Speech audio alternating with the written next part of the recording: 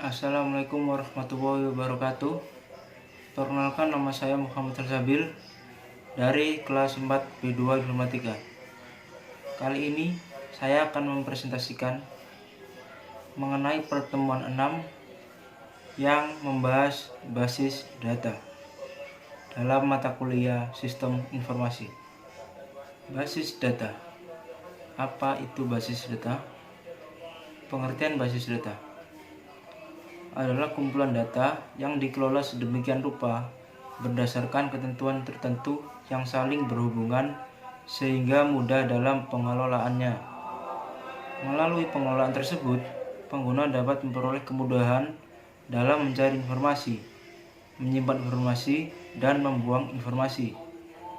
Adapun pengertian lain dari database adalah sistem yang berfungsi sebagai mengumpulkan file, tabel, atau arsip yang terhubung dan disimpan dalam berbagai media elektronik.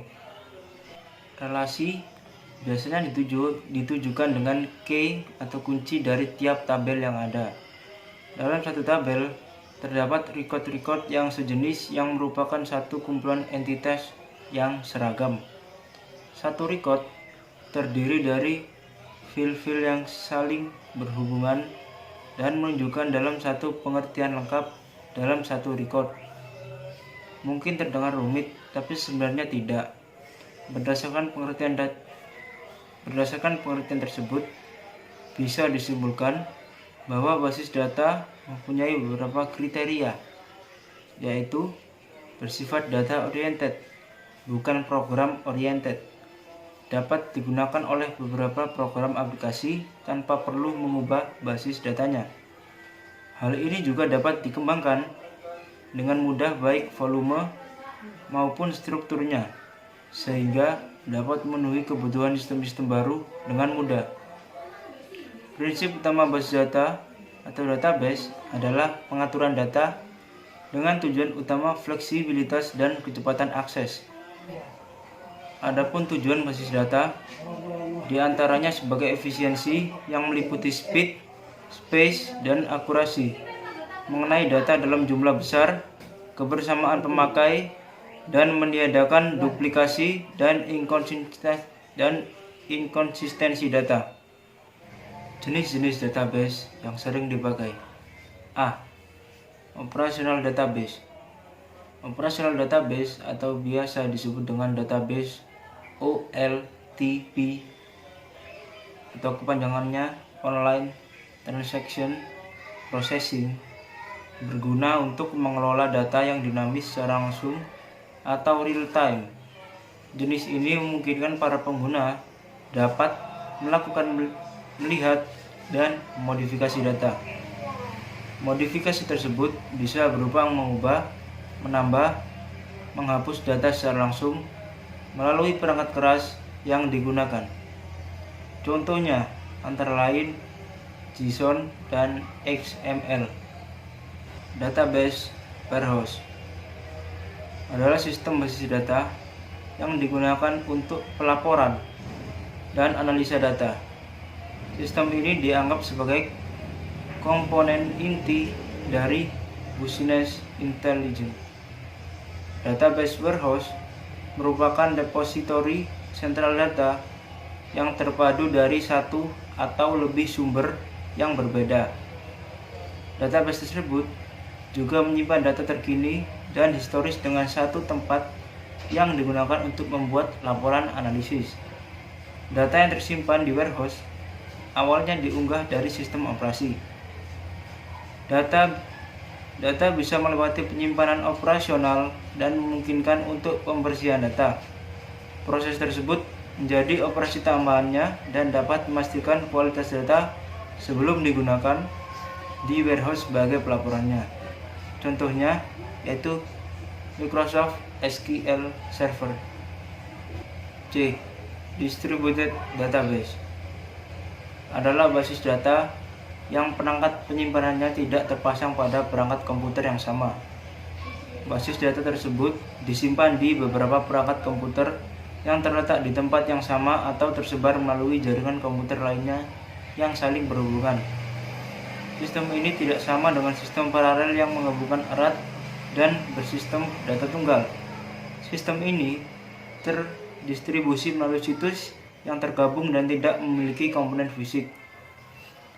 Melalui administratornya, basis data dapat mendistribusikan sekumpulan data di beberapa lokasi yang berada di server jaringan terorganisir.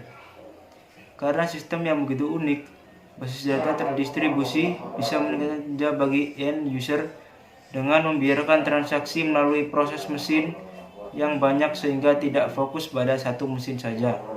Contohnya Microsoft Access. D. Relational Database atau basis data relasional adalah basis data yang terorganisir berdasarkan model hubungan data. Banyak sekali perangkat lunak yang menggunakan sistem ini untuk mengatur dan memelihara basis data melalui hubungan setiap data.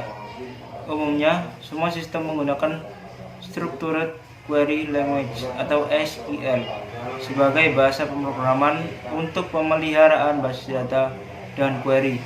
Contohnya MySQL dan PostgreSQL.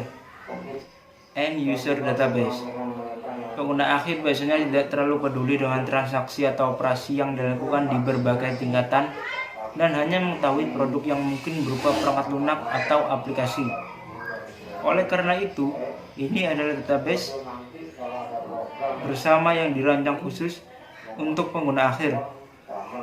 Seperti manajer tingkat yang berbeda, ringkasan seluruh informasi dikumpulkan dalam database ini.